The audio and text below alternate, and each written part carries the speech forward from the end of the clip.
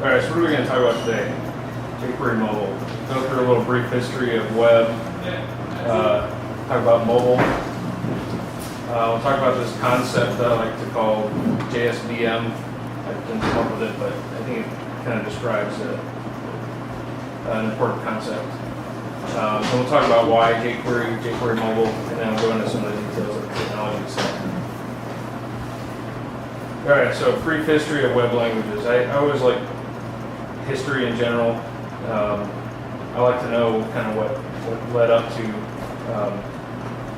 something important like jQuery mobile. So of course, in '91, Berners-Lee come up with HTML1, which he called HTML tags, LiveScript, and JScript from Microsoft wanted to reinvent the wheel. Eventually we got into JavaScript, CSS2, HTML, what people would call it, kind of these technologies coming together. And even CSS3 is a multi-module kind of specification that they came up with. Even way back in '99, it's still evolving to this day. It's comprised of 40 different modules.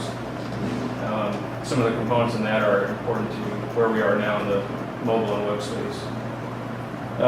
Then someone had a brilliant idea of XHTML to make the HTML, but make it well-formed in XML. That wasn't so great idea.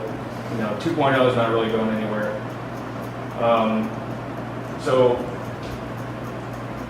Since 2.0 was stagnating, HTML4 has been out for a while, and we started to see what can we do next with HTML5. And I've heard it described as evolutionary instead of standards, and it's kind of how the web has formed over time with different players and different vendors coming up with different flavors of the languages, and just kind of seeing what works. And if the community adopts it, if people really like it, then it becomes important, but it's not codified in a W3 standard.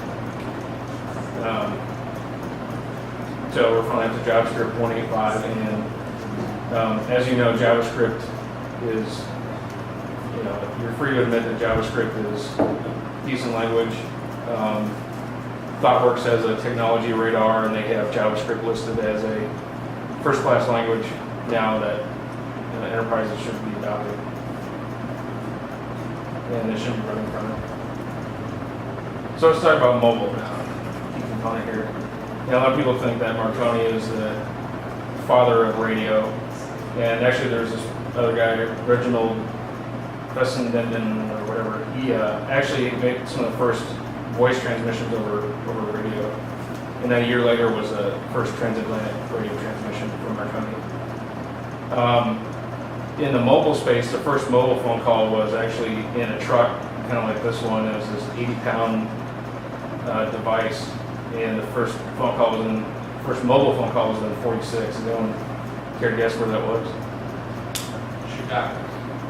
No, that's actually where the picture's from, but it's actually here in St. Louis. Is that Capone?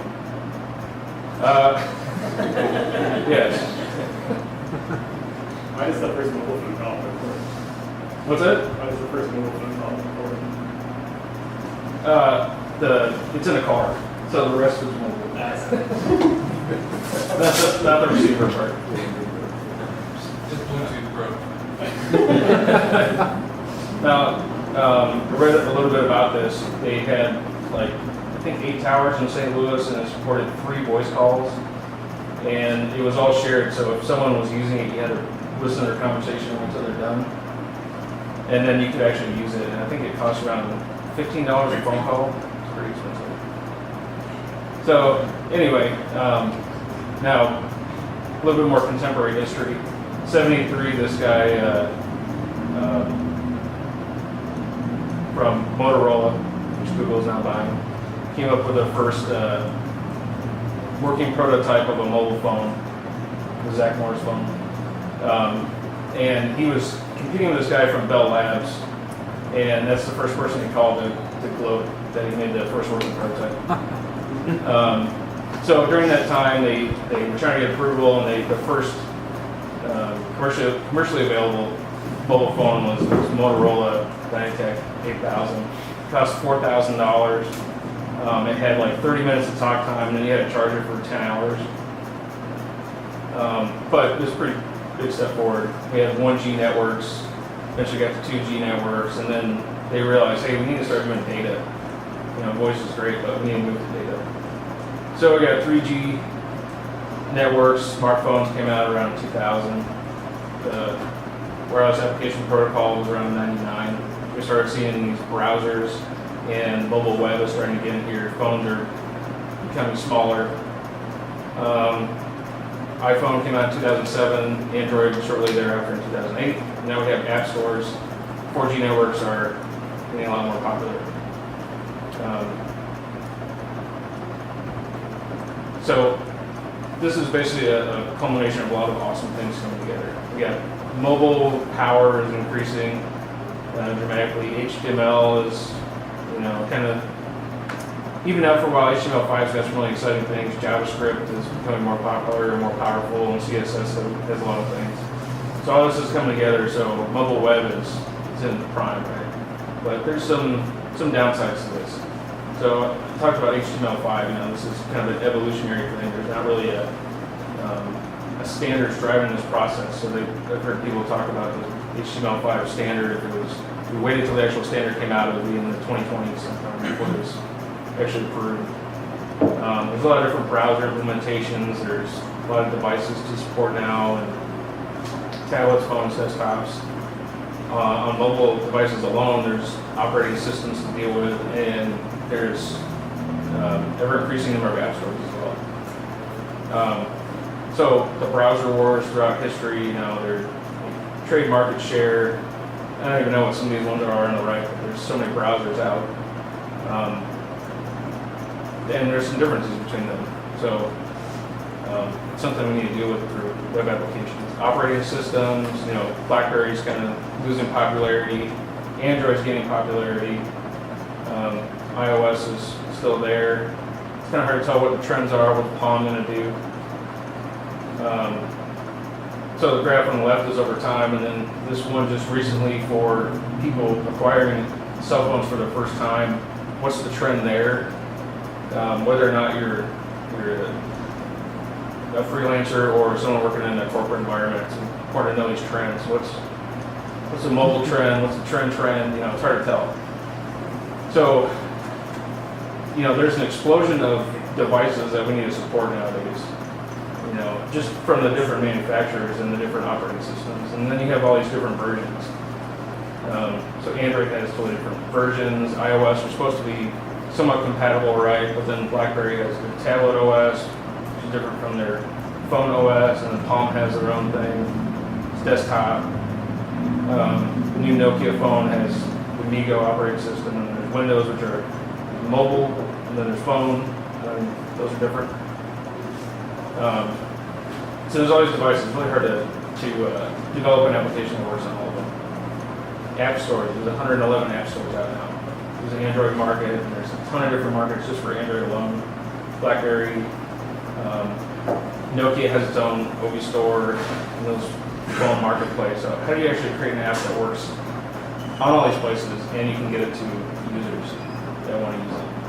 So it kind of leads us into this concept I want to talk about, which is a JSV app. So this is kind of the idea that Java's claim to fame was its platform, right? It's a write once, run anywhere. So you're writing Java code, and the bytecode can run on a virtual machine that abstracts away the physical hardware.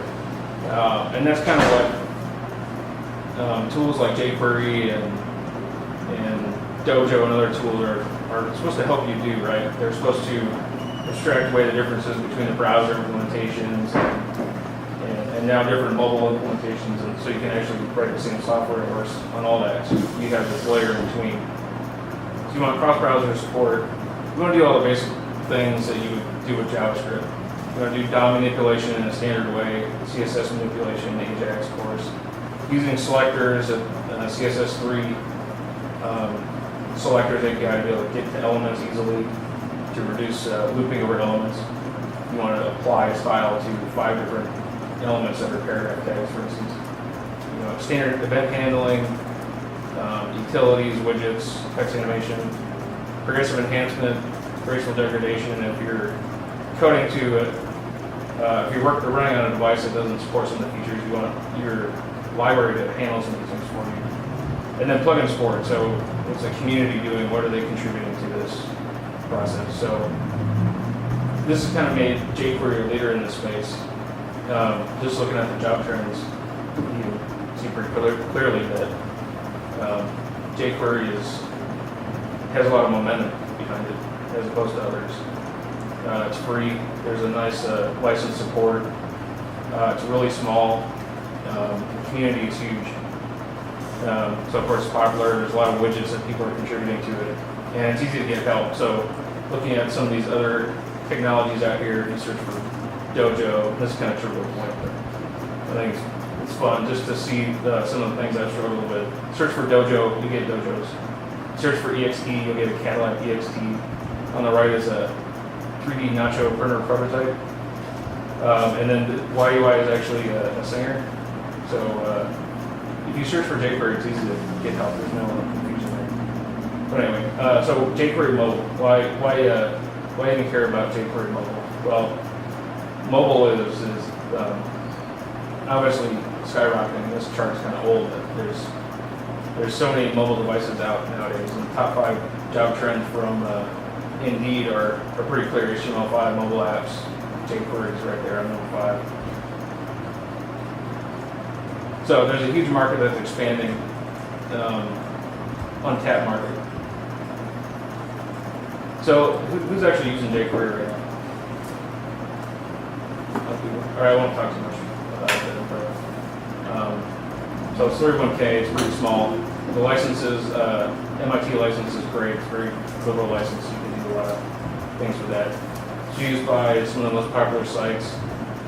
And the ecosystem is grown a little bit, some of the components of it, the jQuery core UI, jQuery mobile. QUnit is their testing framework, and their CSS selector API, they kind of moved into this other project called Sizzle. And that's going into the W3C, that approach that is used in Sizzle is using this in the W3C standards for selector API. And they have this huge community of developers working on plugins in jQuery. So jQuery is money. The way you use it is the $sign operation. And it kind of wraps this, any of the DOM elements or objects you want to get. You wrap it in that and it gives you all these extra things that, like on document ready, you can run a function. Then element selection, of course, by tag name, CSS class, through selectors. You can go with the element ID or through hierarchies. You can get ancestors of tags through a standard format, and that's part of the Sizzle project. And I talked about the selectors API. And of course, a key component is it's themable. So if you have users from different places, you can theme it so it looks different than everywhere. jQuery mobile. Started in October 2010, so it's pretty new. It's still beta 2, but it's feature complete. The licenses are the same, so you can choose GPL or MIT. And it's really small to combine CSS that comes with it and the JavaScript or 26K. It's markup driven, so some of the other mobile frameworks will be driven through XML and combination of JavaScript or just JavaScript. So it's different the way it marks up existing HTML, and this is actually a really nice feature because you can write a standard HTML application that's going to work on phones that don't support some of these new features. So it's totally built on the progressive enhancement. It leverages this HTML5 feature called data attributes. So I'm sure I'm not alone. People needed to, when I needed to add some information to a tag, I might hijack the alt attribute or something else in order to, or the title or something in order to put some information in the tag because it really wasn't supported before. And now HTML5 has this concept of these data attributes. You can put a new attribute, data dash, and then whatever you want. You can put any kind of arbitrary information here. And that drives a lot of the things in jQuery. It's themable, of course, and has a good accessibility support to So the accessibility for rich internet applications standard, it works with that, so people with disabilities can use it. It's got some special things that handle touch events, and of course, because it's targeting mobile devices, it's got touch-focused UI components. That's what it drives the UI to support as a touch-based application. So any questions so far about this?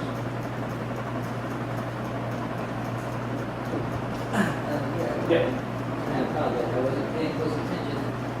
Is this intended to just run in the browser, or is the intention that you'd be able to do, something that feels more like an internet? I'll talk about that, but it's designed to run in a browser, but you can do things to make it go beyond that. I'll talk about that specifically. So what do you need to get it started with it? You need jQuery, of course, because it's built on top of that.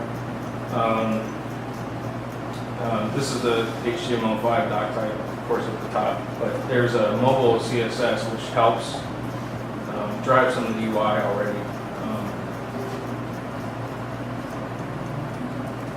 So those two things combined, the jQuery mobile JS and the Cascade style sheet, are both about 26K compressed and minified, so they're pretty small.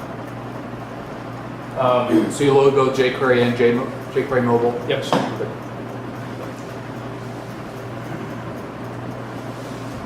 So this is kind of the basic format. I'm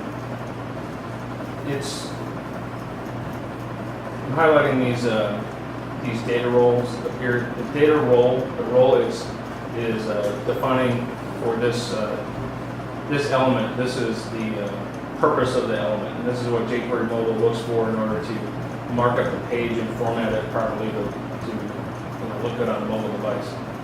So this div is marked as a role page, and what this allows you to do is have multiple divs in an HTML document that represent page 1, page 2, page 3, so you can actually have your entire mobile application downloaded in one HTML page.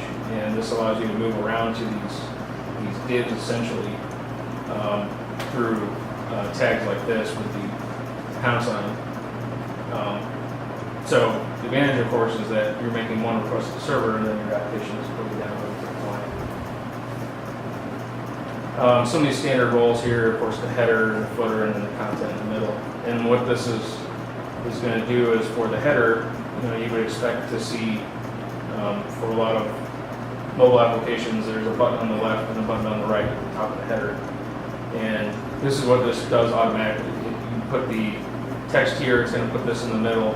The first link is the button on the left, and the next link is the button on the right. And you can actually choose a little icon to put with the button. Same thing with the footer. You can put as many buttons as you want in the footer as well. So these icons, there's a built-in set of icons, and that's where the Cascade style sheet comes in for jQuery mobile. So the content, this is where everything in the application goes. So this is linking to page 2, here's page 2. This will be, again, in the same document. Have the headers, just has a title, content. And here I'm showing, I'll talk about this a little bit more, but this is how you do a dialogue. You put a couple of these data elements in here for a transition. Shows a pop-up, which isn't required, but this says that this is a dialogue. So you get kind of the dialogue effect in your page. And then you can do things with forms. You can mark up the select elements as a slider. And there's a few more I'll talk about. So transitions, you can move from page to page. You can do things like a pop or a fade or a flip for things like dialogues, which gives it a nice little UI effect, and it's clear to the user what's happening. If you have a pop, then it kind of grays out the rest of the page, and you have the dialogue there. So slide down, slide up. These all have transitions to when you go to a page. If you use the back button, then these transitions have the reverse effect as well. So you have the fade in. If the user had presses the back button, it goes to fade out. Same thing with the pop. It will it'll pop up and then it'll fade away if they use the back button. When you say the page here, are you talking about the page div that you had, or are you actually talking about another page? That div. Okay, so it'll intercept the browser back button to go to the different div instead of another page? Yep. Cool. Any questions about these transitions? All right, so more about the roles, things you can, other things you can do. There's buttons, any kind of button that's a submit, reset, or a regular button. And this is what it looks like. You can have two buttons, and with this role, it marks it up. Collapsible content, you have a div, and you can say it's collapsed or not as the initial state. And so that makes everything in that div disappear if you want. And then so forms, people struggle with these little tiny checkboxes on their phones. This is going to help with that. So what it does, it automatically knows that if you have a label for your checkbox, then it's going to make this a larger button essentially. It's going to replace the element itself with a button that's easy to press on mobile devices. And this is what it looks like on the right for checkboxes. So you do something like a field contain, a div with a data role field contain, and that groups those items together for a select box. Control group, same thing with buttons. We put those buttons together so they're formatted nicely. And what jQuery Mobile also provides is if for some reason there's not enough room on the screen, it knows how to move the text elements around. So it shows them nicer on the screen. So right now the checkboxes are right next to the labels, but if there wasn't enough room, it would do what it had to make that fit. So as jQuery Mobile is going through the page, it's doing things like hiding buttons. It's manipulating the DOM. It's hiding the individual button and putting these things on these links on top because they work better with touch devices. And it's going to intercept whatever action you're trying to take and then call the underlying element. And then talk about dialogues too. You can have a little pop-up dialogue. With select boxes, like you would normally tap on the select box and it pops up a little dialogue. It has the same effect here. So any questions about these roles so far? Not about the roles, but is jQuery Mobile intended to enable pages that are alternative pages for targeting a mobile device, or is it in any way intended to produce a different user interface depending on whether you visit with a mobile device or not? So does it, if you're designing it this way for a mobile device, does it degrade gracefully for a regular browser or a non-mobile device? Or is it really intended to be an alternative? What is the recommended workflow that you keep two different versions of your page, or that you? I think you would probably, for simpler websites, it might make sense to try to put both together, because if you could detect the device, the user agent, and then put in the jQuery Mobile, and enable that for certain devices, then you could theoretically use the same page underneath. These data roles would be ignored through normal jQuery, and you have a different style sheet. So it's more like extra markup that you add to your page. It'd be sort of like if you were making a style sheet for your page for a print version, where it's going to take a lot of things out. I think for simple applications that probably would work, but I think when you get into more complex applications, I see that model perhaps breaking down. The examples I see, a lot of places are creating specific mobile applications or mobile sites, and that's probably because they're going to have different features available through that site than they would through the normal site. But it doesn't mean you can't. If you had an application, you probably could very easily create different style sheets targeted to the different user agents. Eric, kind of related to that, can you use this to make a user interface for a tablet device? Yep. And I guess the specific question there is, does it have support for controlling the layout? So for example, this is all very vertical. Mhm. Could I really have components side by side? Okay. Yep, jQuery Mobile is designed for, I guess PDAs, if anyone still uses those, but I guess you could use an iPod to browse the web, iPhone, tablets as well. So it's designed to handle all these things. And I think it'll handle the rotation stuff too. Yeah, so- what? Don't get ahead of me. Okay. Any other questions about this? I guess one other thing I would, I think if we look at UI in general and the blurring between the traditional desktop, the traditional web, and the mobile, I think there's gonna be whether it's a blowing up or redefining, I think we're gonna get taken out of our boxes.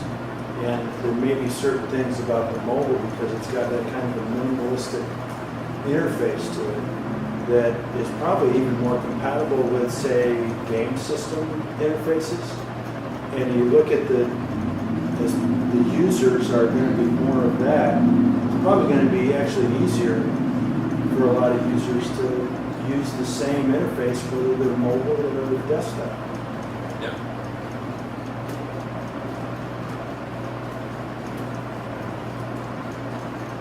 Another component that jQuery Mobile adds is this concept of a list view. And this is an example on the right of a list view with some icons.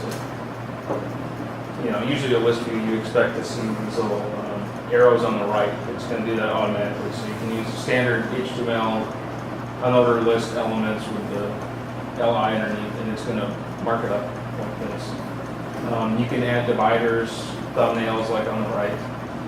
In this example on the bottom, I have these count bubbles. It can do that for you very easily as well.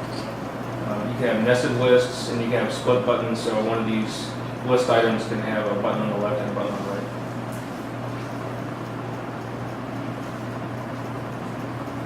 So there's a couple things that, through the JavaScript API that jQuery Mobile provides. There's a change page, and this is the transition within a page to one of the internal divs. So this would be a transition to a totally separate page where you could put the actual page div that you're transitioning to and the type of transition on the right. So it seems like the mobile doesn't override anything. You're writing in jQuery, you have to you want to access the mobile stuff, and you do that. Yep. There's a standard page loading dialog, which I'll show you. You call the no arguments to show it, and then you pass true to hide it. Which seems backwards. But there's silent scroll, so you can scroll in the background to different locations on the page. And I'll talk about this a little bit more, but there's this concept called resolution breakpoint, and this is how jQuery Mobile supports different screen sizes and resolutions. And of course, you can get the active page. Touch events that it handles: tap, hold, swipe, swipe left and right. So this is really nice. You don't have to worry about what the device does. You can just interact with these events and listen to these events. And transition pages or whatever you want to do. So other page events that are added on top, there's these other events you can get before transitions and after transitions for when you transition between pages within a page. Then some other events, so scroll stop and start. These are a little tricky, so you would imagine someone scrolling through a large page on their phone. A lot of people, with phones, the scroll is pretty smooth, so there's an easing effect at the end of the scroll. So if you're going to use these events, something you want to look out for is that the scroll stop doesn't actually occur until the scrolling is completed. So a lot of people will scroll and it will slow down the scrolling, and then they'll click it again and they'll scroll some more. So in that instance, there's actually no event occurring there. And then so orientation change, this is key. You know, if you are changing your phone, you can detect, or changing the orientation of your phone, you can detect that, and you get this event that's passed in and it tells you whether or not you just switched to portrait or landscape. And what it does is it automatically applies these CSS classes called landscape or portrait to your elements. So this is where you can take those elements and totally make the style different depending on the orientation.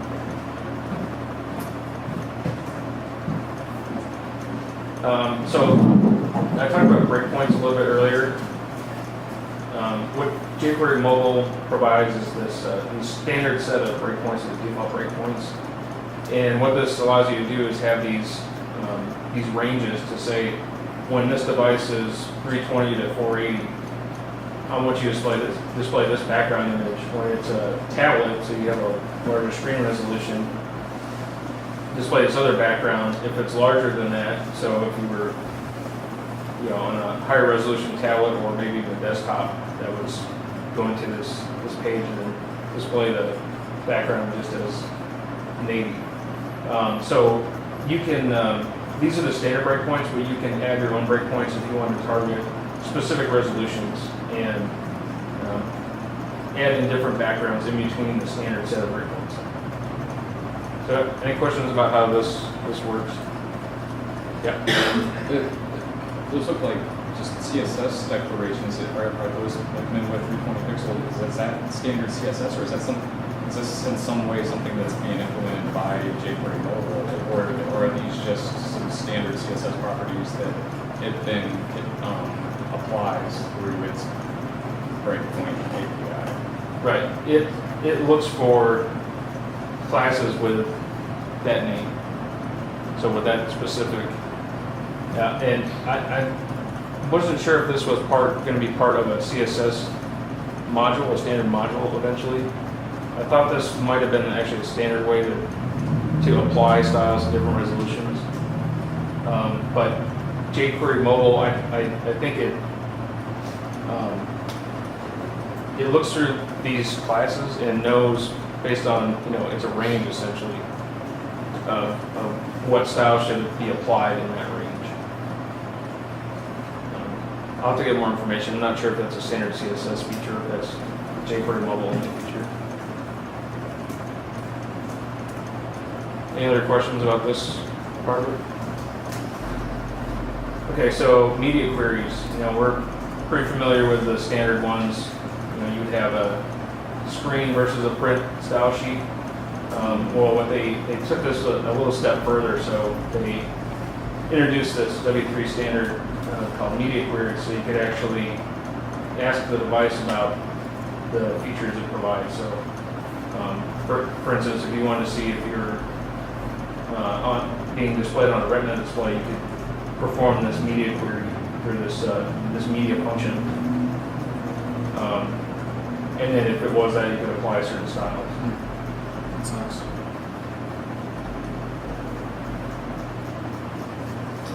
All right, so let me give a couple demos here. I actually have an Android emulator that should have a little bit here. There's actually some pretty good examples of jQuery mobile sites. Start with a pretty basic one here.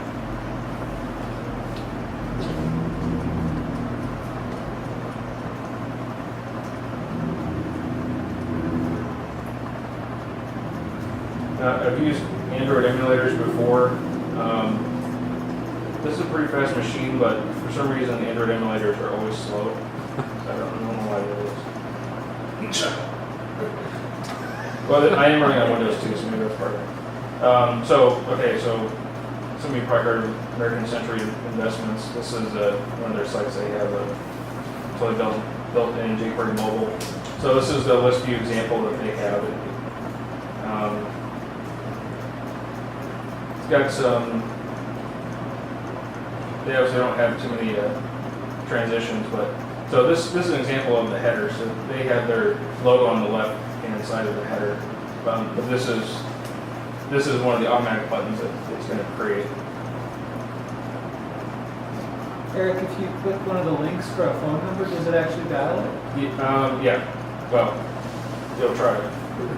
That's part of the browser, Yeah, right? That's part of it. I didn't know that.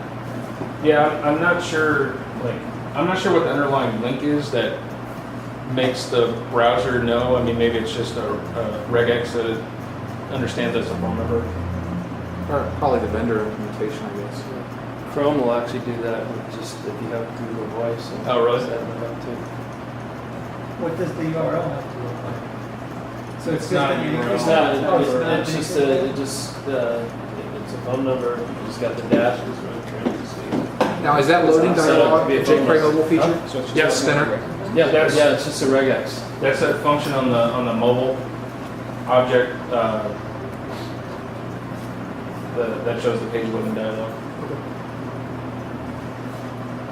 Yeah, no, you don't have to put anything, it's just my phone number and. Yep. But it'll also find things that aren't photos and say, Oh, yeah. this is a bonus. It's on dial-up? Yeah, yeah, I can, yeah. All right, so show this one. Are you using that truck phone? You can also really screw up the page if you're trying to read a phone number off of too, because you put it up there. It Yeah, doesn't it try can to be call hard to with my copy. landline. It's like, addresses, like if you address my Android phone, click on the address and it goes to it. So I don't know if that's, is that a So browser this- or if it's. So Orlando Nissan site, this is the list view with the counter mobiles that they have. I don't know if that's the site is either. It's a little better.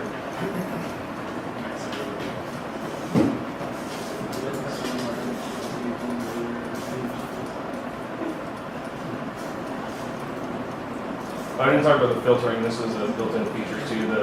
The list view can have filtering capabilities. Oh, nice.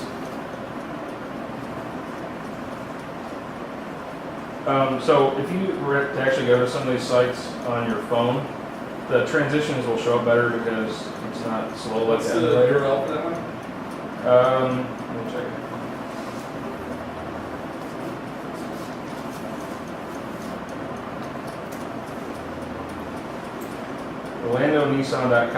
OrlandoNissan.com/mobile. They're gonna have a weird analytics. So phones have different default modes that come up. Is there any kind of,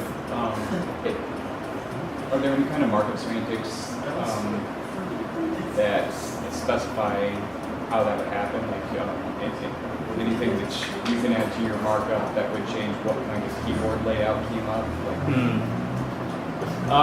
I don't think that would be. So if you use HTML5 features, like you had an input element that was a date, then since mobile browsers have pretty good HTML5 support, you would probably get that different keyboard layout, but that's where it's going to come in through the default browser features. So this one's actually built in jQuery mobile too, called Angry Nerds. And this is really slow on the emulator. It's a lot better on my phone, but you can launch this guy.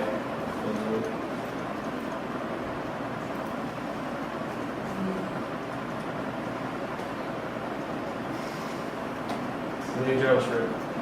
There's actually there's some really other good examples out there. There's What's the this. site with the examples on it? It's jqmgallery.com. There's a lot of good ones out there. There's Barack Obama's 2012 site, this jQuery mobile site. True Value Paints. There's a Starbucks one out here. Stanford University. So there are some pretty good examples if you want to check those out. All right, so platform support. It has A-grade support for all these devices on the left, and looking at the matrix, has pretty good support for other browsers. And because it's designed to have progressive enhancement on top of markup, even if you have an older phone or older device that can handle HTML, you're still going to get a C-grade experience. You're not going to get an F experience. You're at least going to have something that will work through a standard web page markup. So it'll be better than 96. It'll be Yeah. better than 96. And then desktop support too. The transitions don't work in browsers like Firefox, but you will see transitions on Safari and Chrome. Kindle 3 as well, so, you know, phones, tablets, e-readers as well, something we need to consider. So what are the competitors to jQuery Mobile? There's Touch, which is another jQuery plugin, but it's focused on WebKit browsers only, so jQuery Mobile has a clear advantage that it tries to target other devices way beyond that. Sencha Touch is actually a pretty good quality product. I don't know a whole lot about it. I know it's part of the EXTJS family. But Hey, isn't it? You gotta pay for that, right? it's actually free. There's a free commercial license. I don't know like what the details are about that. Doesn't it also focus on WebKit? I think it goes beyond that.